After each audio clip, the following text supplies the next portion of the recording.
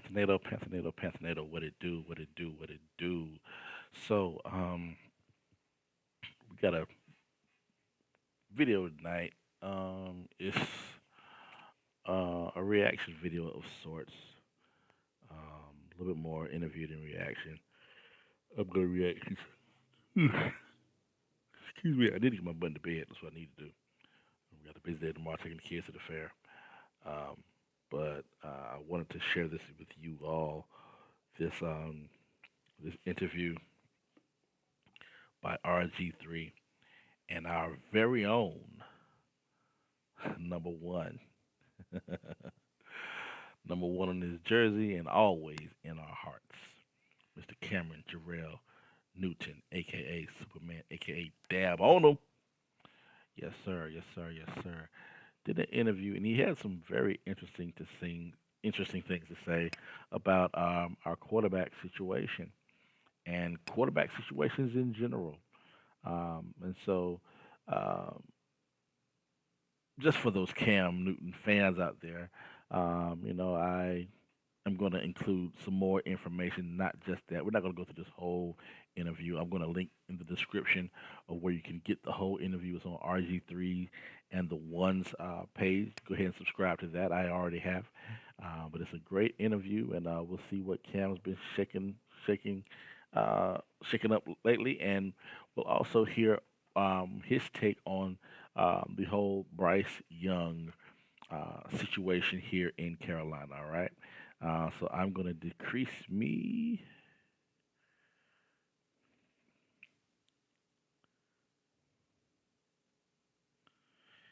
and let you guys enjoy this.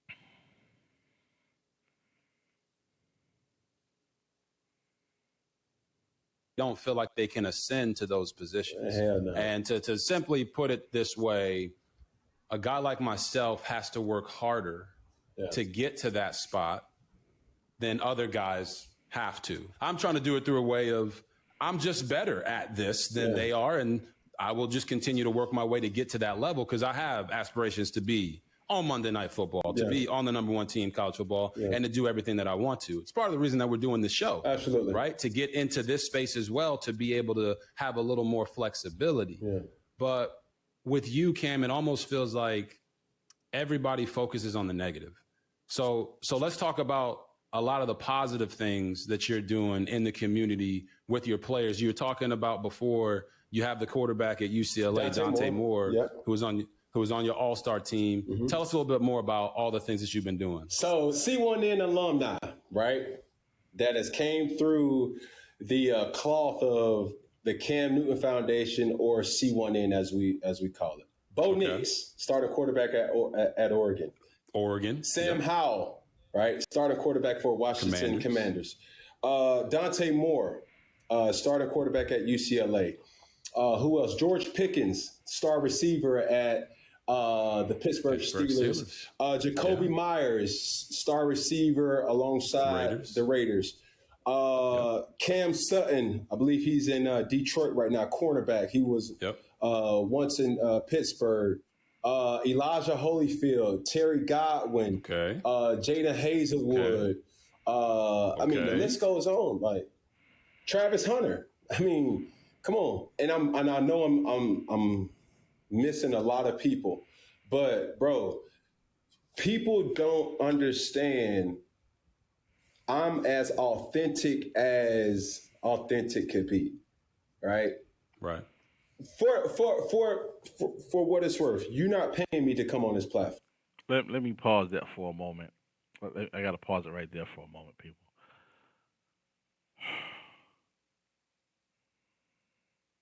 One man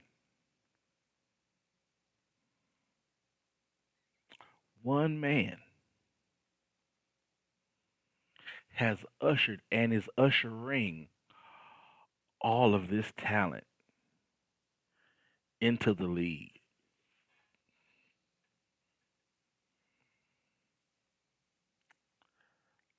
I don't understand how you can doubt a man like this.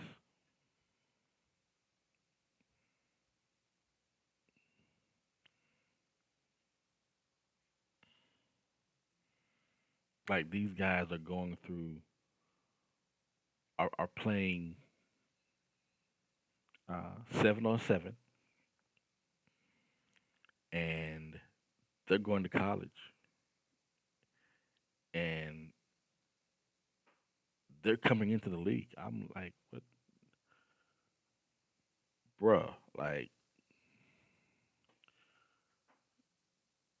you gotta get Cam his due, man. You gotta get a man like that his due. Um, for him to be a blessing and to cause these particular players to get blessed just as he has, to have the opportunities that he has gotten as well. That's crazy. That is crazy. And can I say that's why he's my favorite quarterback? Let's move on.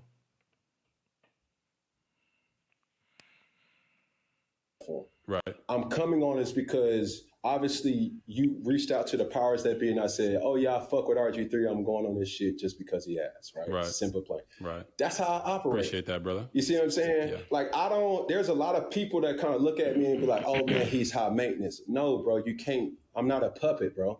You can't control Right. me. And once we start Right. walking in that power and knowing that who we are, you now give yourself that power to be able to say, like, all right, I'm able to do this and I'm able to do that. That's the same thing that Right. I promote to the younger generation.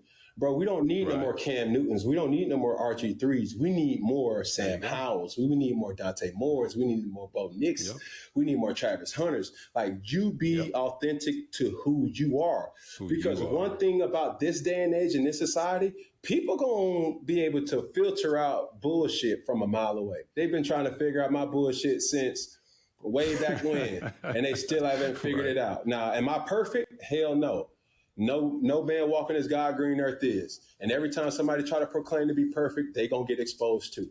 So for me, I want people to see my situations and say like, oh man, he does this. Oh man, he does that. But I'm doing it because I want to do it. It's refreshing to me. That feeling is reciprocated on both ends, and that's just not highlighted enough. I feel you, and I respect that. I really do. It feels like you feel liberated, like you can be your true self in everything that you're doing right now. But I still believe, Cam, that you can play. Yeah. So if the Jets called you right now, what's your answer?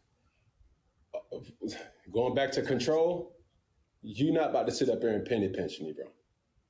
So I'm not about to sit up there and sign no $5.5 million deal, bro. Those days are over with. I'll be wasting my time.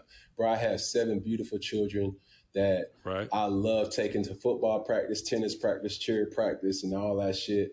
So to get me about, taking them on a day-to-day basis, taking them to school, those are some of the things that you have to consider.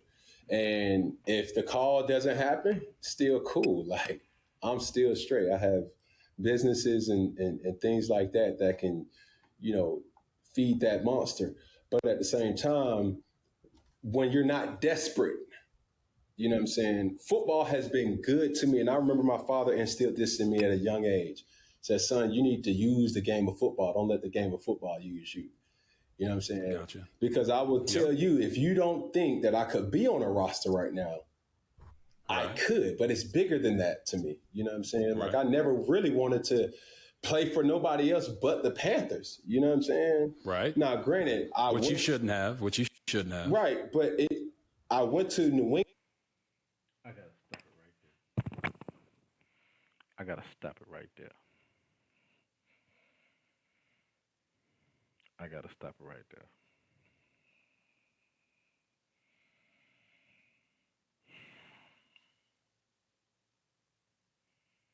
Number one,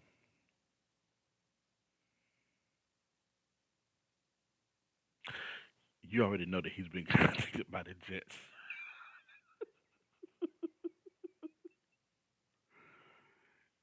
And I feel like he learned a lesson his last time in Carolina.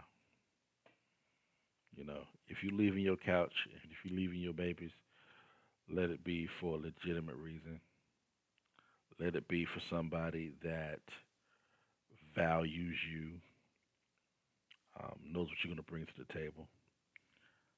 In a few minutes, he's going to talk about some coaches that he has respected for respecting him and what he brings. There is one name that remains that he will not speak, and that is the same name that I do not speak on this channel or anywhere else. I call him Mr. Blankety Blank, but we'll get to that in a minute. And it just made my heart feel good. Well, actually, good and bad. Made my heart feel good that he only really wanted to ever play with the Panthers.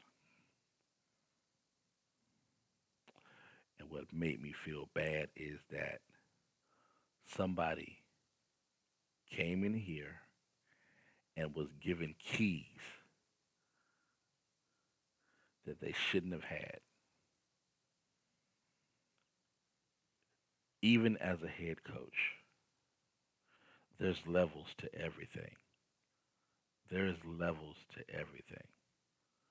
So if you're like a Frank Reich or somebody that has been coaching in this league for years, then by all means, take the keys and do whatever you want to do.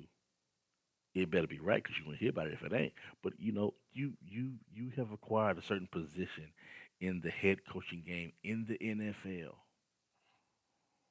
where you can run your game. You should be able to run your game. Okay, great. But if you some poo butt out of Baylor University, all you've ever been in the league was an assistant.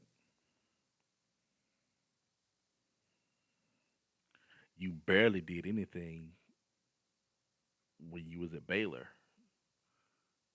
Just got them over the hump. When you got the NFL bag, did pretty well at Temple. Ain't gonna take that from you. But did you even play in college? Hot darn it! And when I look and I say this is not just a quarterback. This is an MVP. Not just any MVP.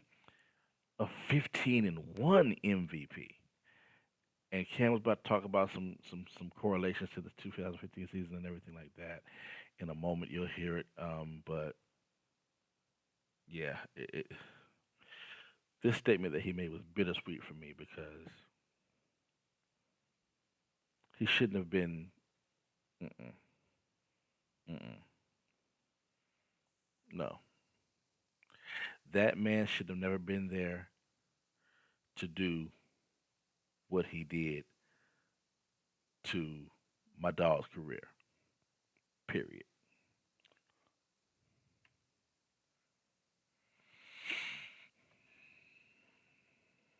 I don't know why this thing is lagging. England, I learned so much from that whole organization from top to bottom with Robert Kraft and obviously Bill Belichick and Josh McDaniels as well. Uh, but I wouldn't change that for nothing. I needed that for my overall growth as a human and a businessman. So seeing that is just something that, like I can honestly say I use the game of football. Like I'm healthy, you know what I'm saying? And that's the only thing I can just dwell on, just that gratitude in itself.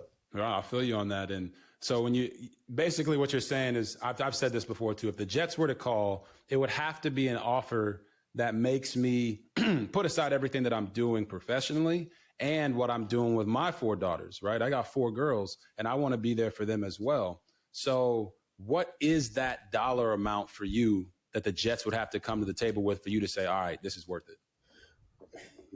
What am I going to the Jets to do? That's then the next starting quarterback. Okay. All right. How are we going? I don't want to walk into a dysfunctional situation. have you guys made Zach Wilson aware?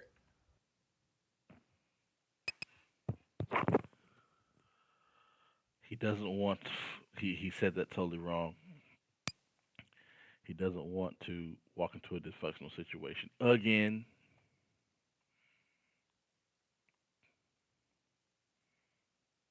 And don't get me wrong. When he came back to us, I really, I loved it. I loved it. I said, yes, he's back with us. But it was just under the wrong circumstances. It was just under the wrong circumstances. And yes, circumstance means coach. Period. But I digress.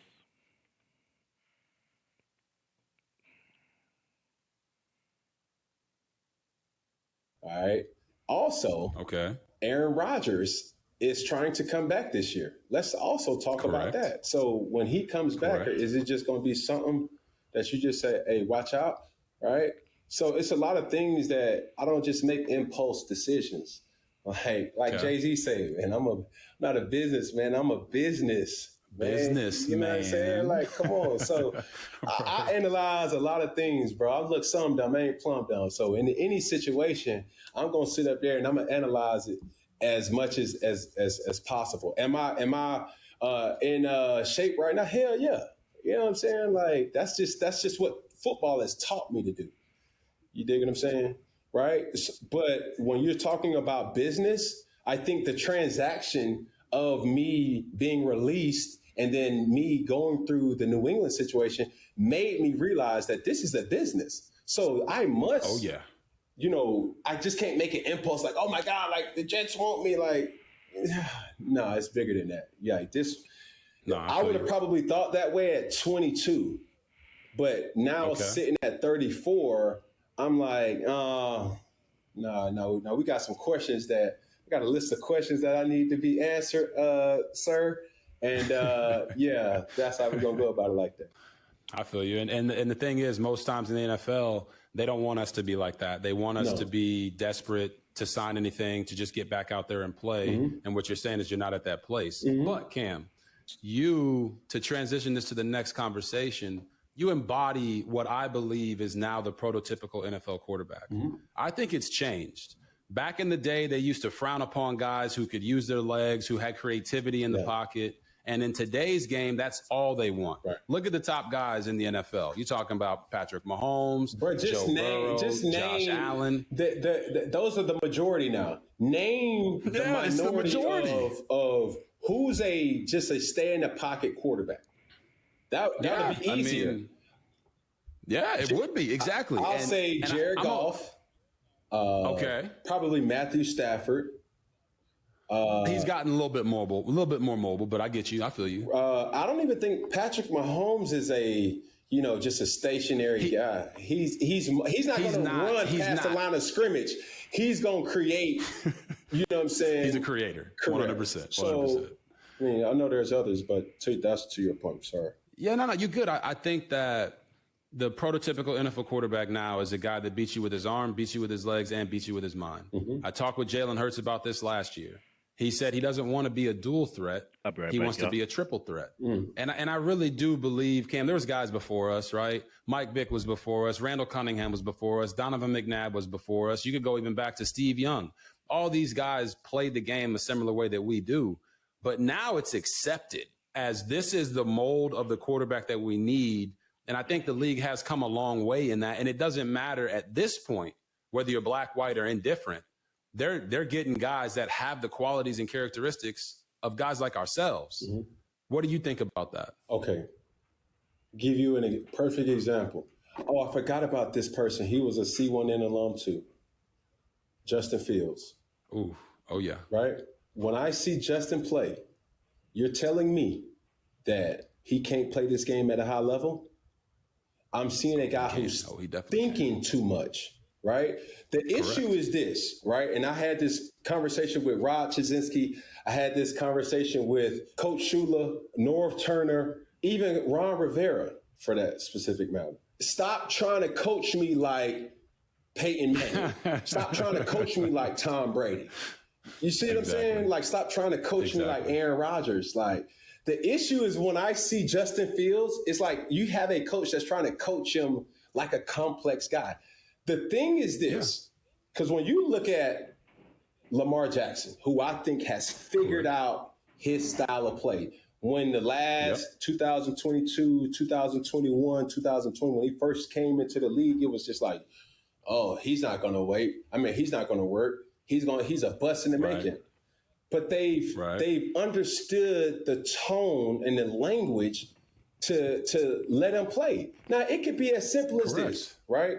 And when I go back to Auburn, when you may go back to Baylor, it's like, it's like, Cam, throw this speed post, and then the outlet is the flat.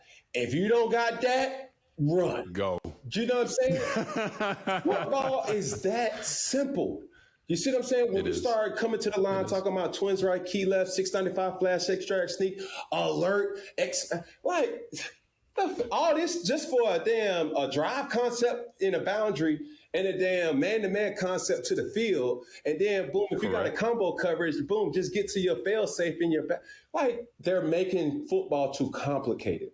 I would always challenge coaches, and it's always a bad or narrative when a player challenge coaches for accountability. It's like, this is how I learn. You can't sit up here and put stuff on a board and expecting me to learn like you taught the previous quarterbacks, right? Be patient with me, and I'm gonna be patient with y'all. And I hate situations where the coach just talks down like, hey, you do this, you do that. When it's like, no, bro, we're equal. You see what I'm saying? That's one thing I really admired about Belichick, bro. He allowed his players to be players. That's what I admired about Ron Rivera. He allowed his players to be players, right? When you start snipping, certain things, well, I don't like this about that, and it's going to create division. So when I see the quarterback position being played how it's being played, some philosophical views. In the words of my fellow Aggie alum, or rather alums, Big Baby, a.k.a. Darren Brand, and Osama Bin Dragon, both who are also Panther fans.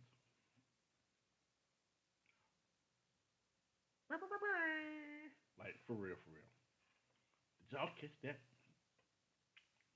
I wouldn't know if y'all catch it because I called it. Okay? I called it.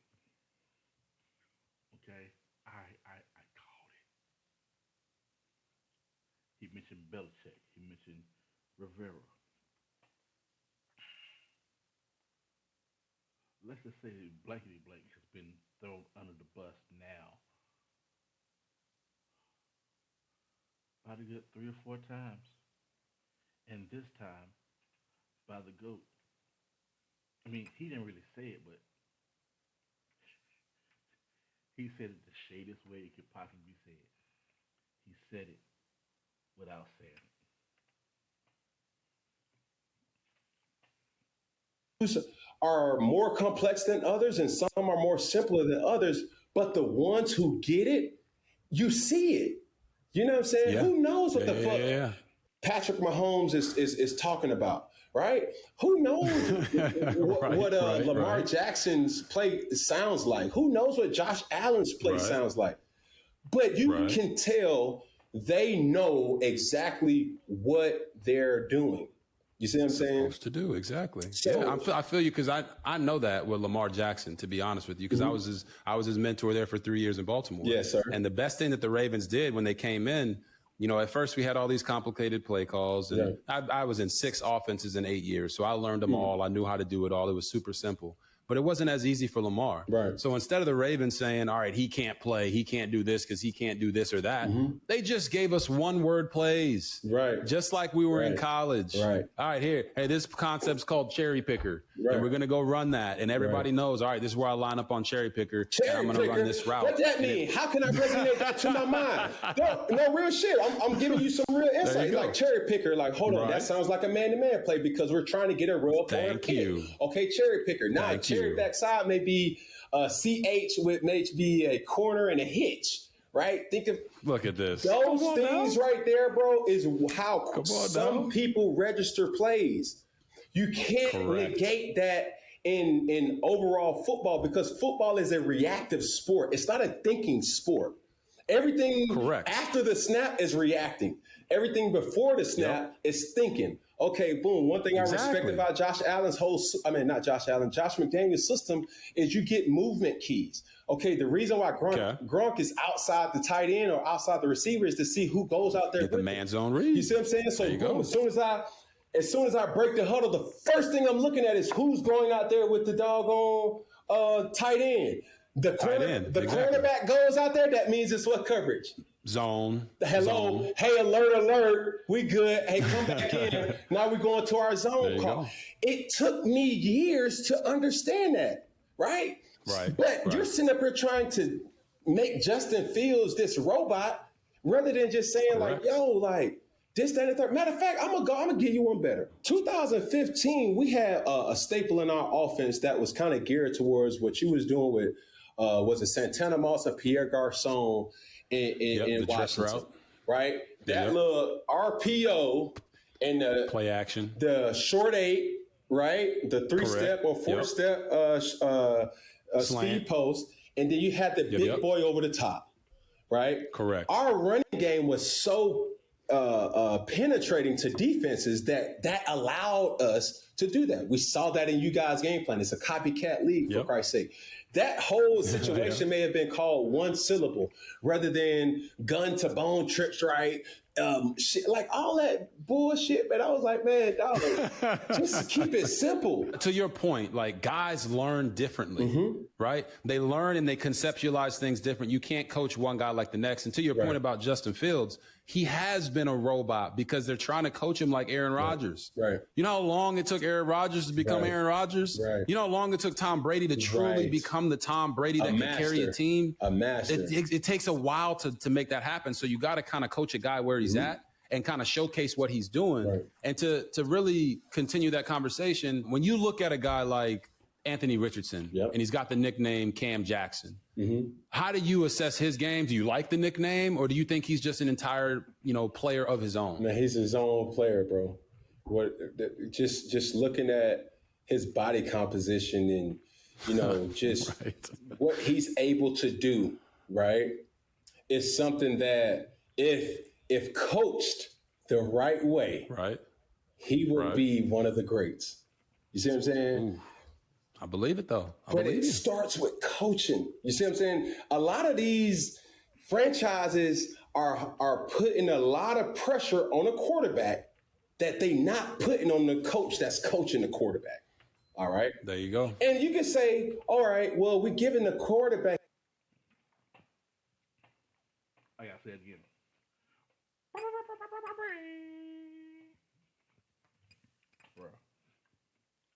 Bruh.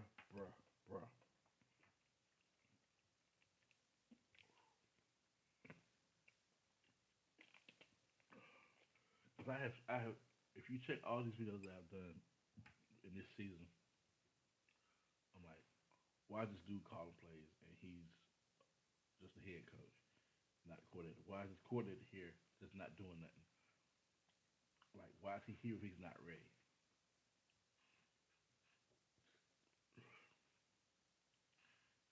And we got all these coaches in Bryce's ear. You know what? I'm gonna let Cam say it. He been there. I ain't. I'm gonna let him say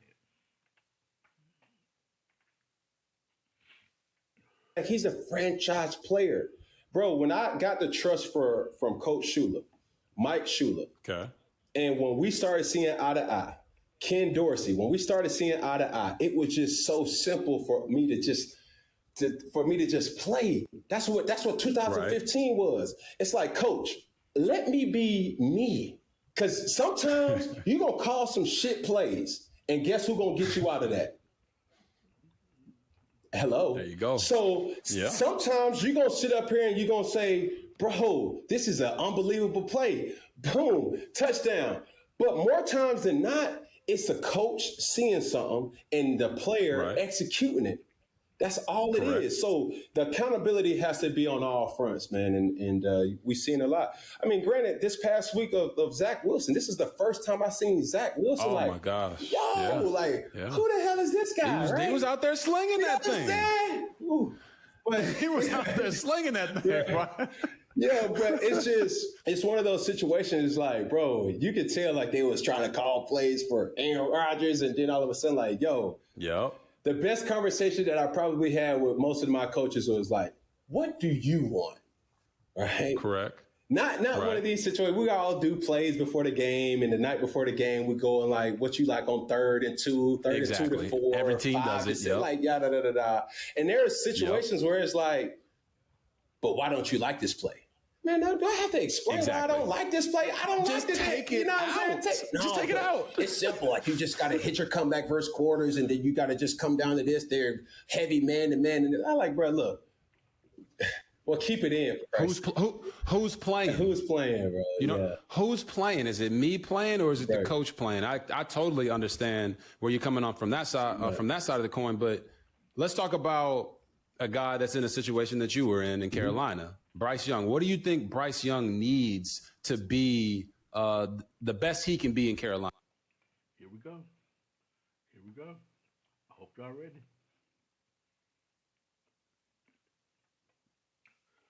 Cam about to speak the truth. So I hope y'all ready. Leadership. Okay. Leadership. I don't question Andy Dalton. I don't question the coach. I don't question the ownership. But the best thing, even for me, when I was a young rookie, was leadership. You know, when I look back at my rookie season, guys like Jordan Gross, guys like John, Thomas Davis, Luke wasn't there, Ryan Khalil. I mean, you had Steve Smith, right? Steve Smith. Those guys, we had them situations where it's like, bro, that ain't it, bro. And I'm not talking about talent. It's just like, bro, you can't come in to you're the quarterback, bro. Like, it was one of those things where I didn't necessarily know. You know, I didn't know a team meeting started at 8 o'clock. And I was just going to show up at 7:45, walking into the building at 7:45. You know what I'm saying? I thought that was early. It's like, no, bro, like you need to be here at 7. You know, give the good graces to everybody else, put comfort in everybody else, knowing that our quarterback's here, you know. And it's just, that's the thing. It's like, bro, what do you want from Bryce? Because if I was in a position, I would have to say, let me console with him to say, are you ready? Do you feel comfortable in playing? Let's look at the great quarterbacks that has played this game outside of probably Peyton Manning, right? There's something to be said about Tom Brady's evolving. There's something to be said about Aaron Rodgers evolving. There's something to be said about Patrick Mahomes evolving. And really, what did all those guys do? Like, come on.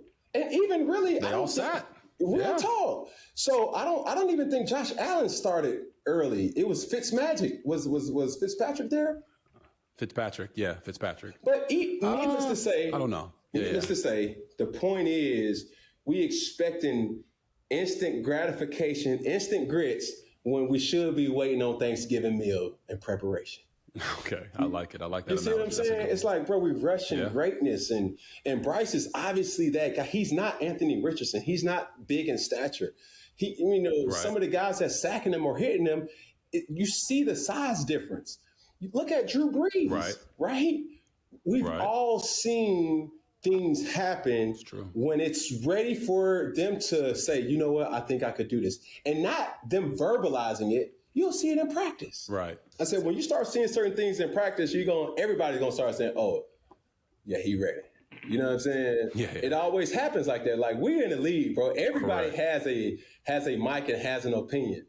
And then the player's going to say to themselves, like, I don't know, bro. You know what I mean? Listen. Tyreek Hill was on record saying that he thought Patrick Mahomes, after he saw him for 10, 15 practices would never be a starter in the NFL. It takes time for these guys to grow and develop. Drew Brees, it took Drew Brees a couple of years before he truly became the guy that was capable of taking the Saints to a Super Bowl and winning a championship. It took them drafting Phillip Rivers, right, behind him to get him to even have the spark to go out and play the way that he did. But when you take that conversation, and I think Bryce needs a number one wide receiver, just to be quite honest with you, he needs a bona fide guy that can just take away one side of the field. I think they tried to do it by committee with Thielen and Clark, but correct. And then they have Hurst. Yeah. Hurst as a solid tight end. It's a lot of stuff. Hayden Hurst is solid. You know, they have a solid team, Cam. They have a solid team. They just don't have that one. They don't have that Stephon Diggs. They don't have that. I'll put it like this. AJ Brown. I'll put it like this. They have a team that could compete if Bryce Young was 5 years in the league. Okay, I agree. You see what I'm saying? Because now I agree with that. Because now I remember I would always marvel over how fast Tom Brady played. Right? Yeah. It's like boom. As soon as boom, alert. You know, boom, he makes a snap, boom, that's not open, boom, that's not open, the ball's out or it's thrown away. Bryce is not playing that fast. So it's just like, okay, my feet's a little slow, my brain is working too. It's like, he's not like that yet, right? So when he gets to that and Bryce point, is when he gets to that point, he's going to be, you know what I'm saying? But right now, it's a process, bro. Yeah, a young quarterback's best friend right now is to have guys that can make him right. I call them HBO type of players, right? They help a brother out. He has a bunch of guys right now. You like that one, right? He's got a bunch of players right now. He's got a bunch of players right now that, if, like you said, if he was 5 years in the league, he'd be Gucci. But he needs those difference makers, and we've seen it all throughout. But talking about difference makers, let's talk about the ones to watch that are coming up. I'm talking about Caleb Williams, Shedeur Sanders, Michael Penix Jr. Like, what's your take on those guys that are coming into the fold in the next couple of years? Really, most of them I think are going to be next year. Throw Drake May in there as well.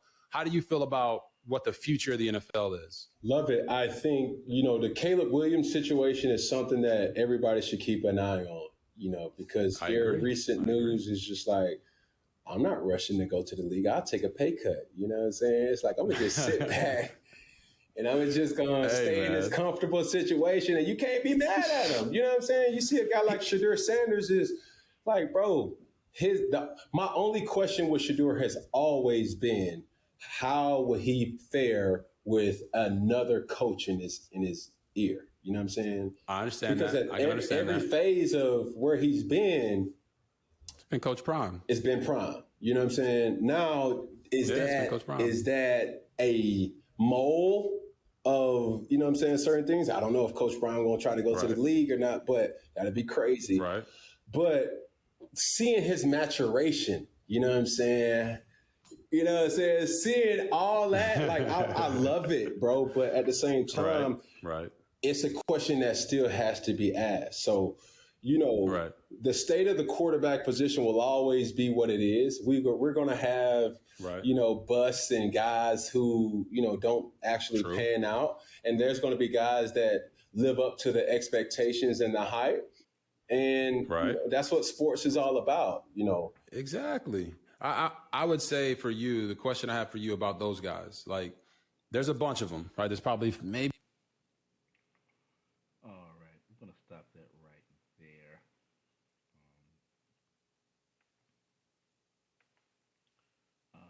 Just because, I didn't want to give y'all the whole interview. I just wanted to, give you guys some type of insight on the maturation of our own Cameron Jarrell Newton, number one. And wanted you guys to hear his insight on the Bryce situation.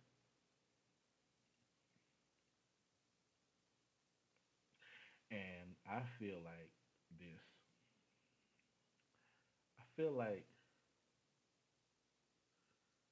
they desperately need to make the call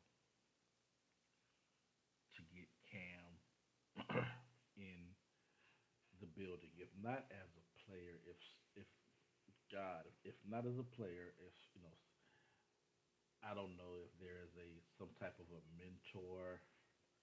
I'm not quite sure if you guys can hear me. Hold on. Hope you all heard all that. But yeah, if not as a player, hopefully some type of a mentor situation, something, because that expertise needs to be shared to Bryce.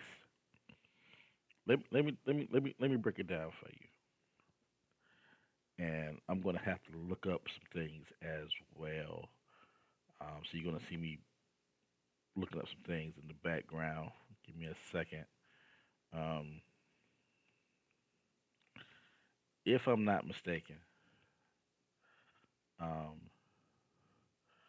I don't think Frank Reich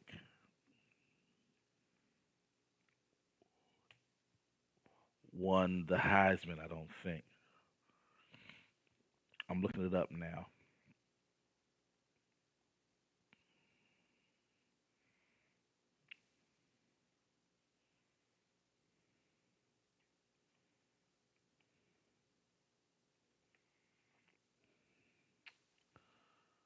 Looking it up now.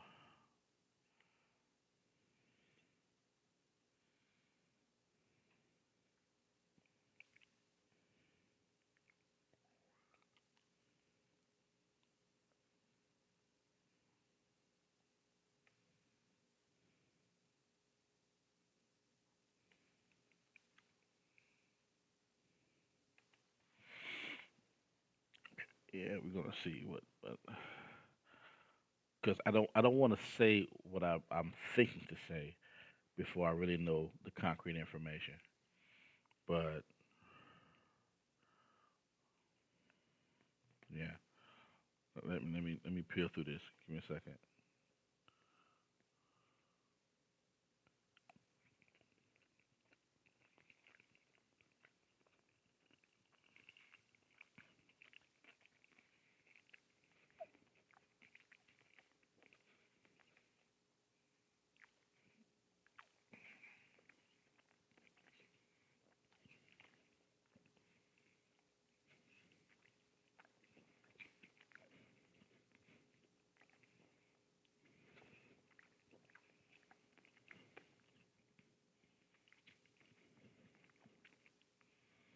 Hmm.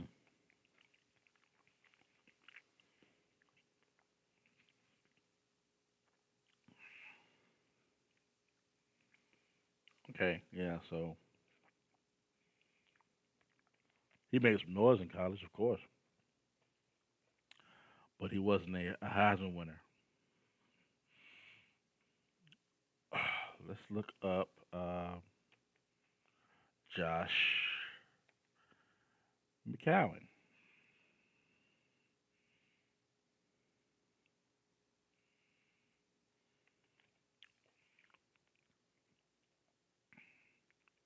Josh McCown was born the same year as me,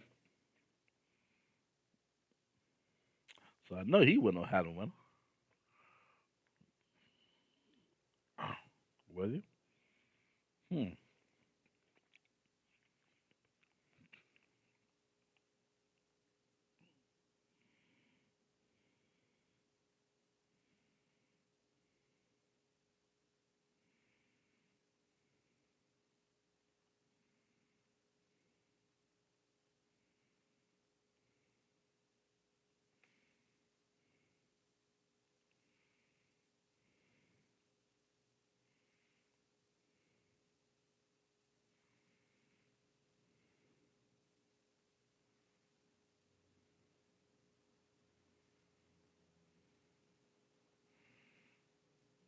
Okay.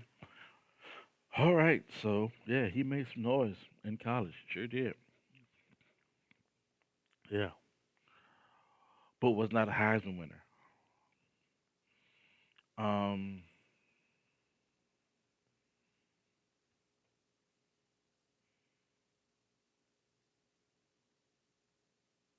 I don't think Jim Caldwell won the Heisman either.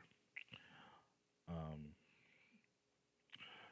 and Jim Caldwell is a lot older than Bryce. So what am I getting at? Well, okay, there are too many differences. So Frank Reich, Josh McCown, neither one of them are a Heisman winner. Mm. And here's another piece.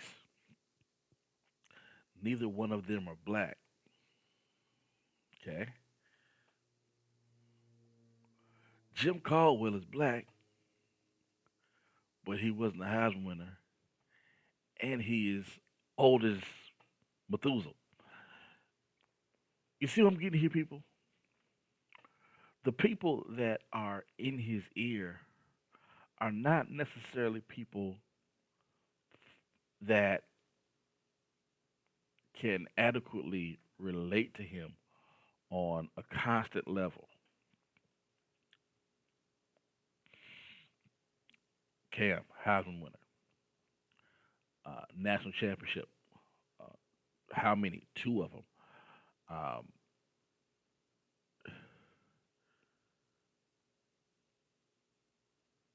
many years of success. Doing what he did. And the records that he holds. Not to mention that he's black. In other words, put somebody in Bryce's ear that not only can he relate to, um, from a ethnic standpoint, um, from a Heisman standpoint, from a generational standpoint,